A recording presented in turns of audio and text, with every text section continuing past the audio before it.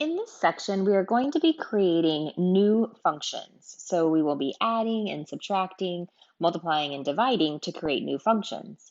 And with these new functions, it will be important that we can figure out their domains. So let's start by talking about possible domain restrictions.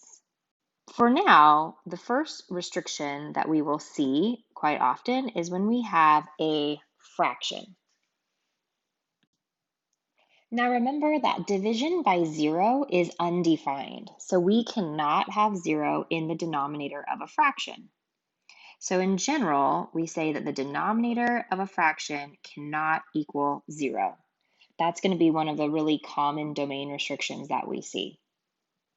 We're also going to take a look at some functions that have radicals. Now, let me just remind you off to the side, when you have the radical symbol, if there is not a number written here, then it's assumed to be a 2, which means it is a square root. Whereas if it were to be a cube root or a fourth root, you would see the number written, and that number is called the index. And we are only going to have domain restrictions for radicals that have an even index, because we cannot take the square root or the fourth root of a negative number. So our second domain restriction will be radicals with an even index. So when you're presented with a radical that has an even index, remember that you cannot have a negative number inside the radical. And that quantity that is inside the radical, it has a fancy name. It is called the radicand. So the radicand, the quantity that is inside the radical, it must be greater than or equal to 0. So let me just show you a little example down here. Let's say your function was y equals the square root of x plus 2. So the radicand is the quantity inside the radical, which is the x plus 2, and that quantity cannot be negative, which means the x plus 2 must be greater than or equal to 0. And then you would solve this inequality, which by subtracting 2 would give you a domain that x must be greater than or equal to negative 2. So for right now, these are our two main domain restrictions. I have to tell you though, as you learn a little bit more in college algebra, you will find there are other functions that have domain restrictions. We just haven't gotten there yet. So when we get to logarithms and some of our trig functions, if you take a trig class, there will be other domain restrictions, but these are the two for right now. So example 1a, let's determine the domain. So first, we want to notice that we have a radical. And if you take a look at that index, there is no index written, so it is assumed to be a 2, which means that this is a square root. So the radicand, the quantity inside this radical, it cannot be negative. So the radicand, which is 4 minus 3x, must be greater than or equal to 0. And now we're going to solve this inequality. So we will go ahead and subtract 4 from both sides, which will leave us with negative 3x is greater than or equal to negative 4. Then we'll divide by negative 3. And remember, anytime you divide or multiply by a negative value, when you're solving an inequality, it causes that inequality symbol to flip. So that becomes x is less than or equal to positive 4/3. So we can choose any x value that is smaller than or equal to 4/3. And these are all the possible values that are allowed in this function. And we call these the domain values. Now, the directions specifically said we wanted to write our answer using interval notation. So if you're just starting out getting used to interval notation, then I recommend that you actually graph this on the number line first, and that will help you write your answer in interval notation. So here we have 4/3, and we want x to be all of the values that are less than or equal to 4/3, so smaller than 4/3. So I'm going to go ahead and have my arrow pointing to the left. And then because of the equal to, we want to include 4/3, so we will use a bracket to include 4/3. And this helps you write your answer in interval notation. So all of our x values will be from negative infinity to 4/3 with a bracket.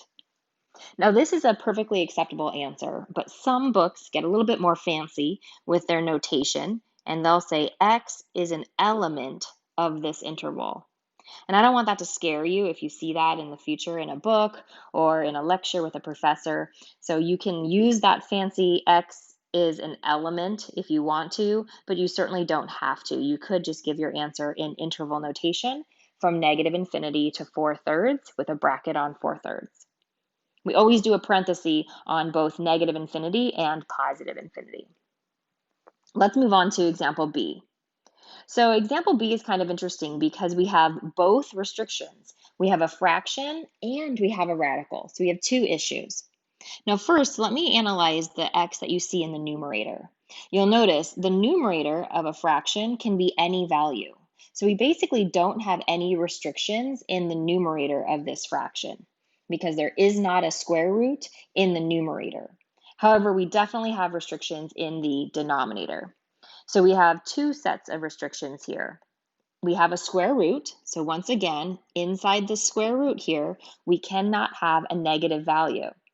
Now, on the previous problem, we set the radicand greater than or equal to 0. However, on this one, because the square root is in the denominator, we have an additional restriction because the denominator, remember, cannot equal 0. So in this case, we're going to take the radicand, the x plus 5, but we're going to only set it greater than 0, not equal to 0, because we cannot have 0 in the denominator of a fraction. Then subtract 5, and you'll get x is greater than -5. Let's put that on a number line. So if x is greater than -5, then that means I would want all of the values bigger than -5, which would be to the right of -5. And then I am not going to include -5. Therefore, I will use a parenthesis on the number line because that is not inclusive. We're not including -5. So my domain would be all of the values from -5 to infinity. And again, if you want to be fancy with your mathematical symbols, you could say x is an element of this interval from -5 to infinity. All right, let's move on to example C. So looking at the domain here, look at where x is located. X is inside of absolute values here. And it turns out that you don't have any restrictions on the types of numbers that you can have inside of an absolute value function. Therefore, my domain is going to be all real numbers. So x will be an element of the interval from -infinity to +infinity. That's how we would write all real numbers using interval notation. Example D, k of x equals 3x squared divided by x squared plus x minus 6. We notice we have an x in the numerator again, but there's no restrictions in the numerator in this case. However, we have another fraction, so we definitely have restrictions in the denominator. So my denominator cannot equal 0. So that means x squared plus x minus 6 cannot equal 0. And because this is quadratic, we're going to go ahead and factor. Now notice that my leading coefficient here is a 1. So I'm just going to use my standard factoring. I'm going to try to factor this into two binomials. I know x times x will give me x squared. And then I'm looking for two numbers that will multiply together to give me -6. And those same two numbers need to add together to give me +1. Let me show you those values where I'm getting those from. Remember, -6 is my constant, and then +1 is my coefficient there of the x term. So two numbers that multiply to -6 but add to +1. It looks like we could use a +3 times a -2, and +3 plus -2 will fit those restrictions. Therefore, I would have x plus 3 and x minus 2 for my factors.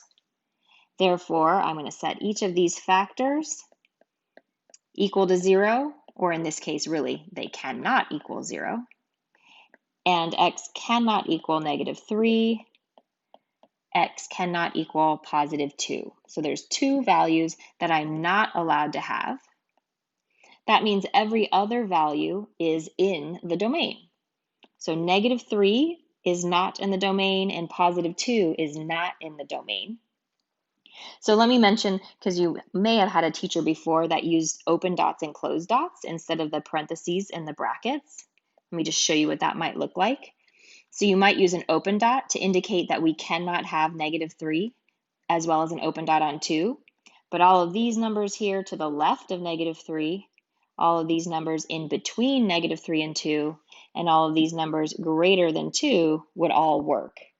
So that's another way of expressing this graph using open dots and closed dots rather than parentheses and brackets. So my values for x will be from -infinity to -3. Then I'll use a parenthesis because I'm not including -3, union -3 to 2, another parenthesis, and then finally union, that should be a 2, there we go, from 2 to infinity. So all of the x values except for -3 and +2. Last one, j of x is equal to the square root of 2x plus 1 divided by x minus 3. So again, looking at the numerator, we do have a square root. So once again, looking at our domain restrictions, when you have a radical with an even index, remember the radicand has to be positive or 0. It cannot be negative. So we'll start off with 2x plus 1 must be greater than or equal to 0. And we will solve that inequality in just a second. But we also have a fraction. So this is kind of a double whammy. We have a radical as well as a fraction. And remember, on a fraction, the denominator cannot equal 0. So we have a second set of restrictions. X minus 3 cannot equal 0. We have to solve both of these. So I'll subtract 1. 2x is greater than or equal to -1. Divide by 2. So x is greater than or equal to -1/2. And then solving my second equation here by adding 3, x cannot equal 3. So once again, let's look at a number line. The number line is never required. It's just meant to help you write your answer in interval notation. So we have -1/2, then we have +3. So x needs to be a value greater than or equal to -1/2. So that's a bracket on -1/2. And then any number greater, so that means that the arrow would point to the right. However, x cannot equal 3. So we basically need to skip over 3. And you could indicate that with an open dot, or you technically could indicate that by putting 2 parentheses there to indicate that you're skipping over +3. So as an interval, x can be any value between -1/2 and 3. And then we'll put a parenthesis, so we're skipping over 3. And then any value from 3 to infinity. And these would be our domain values.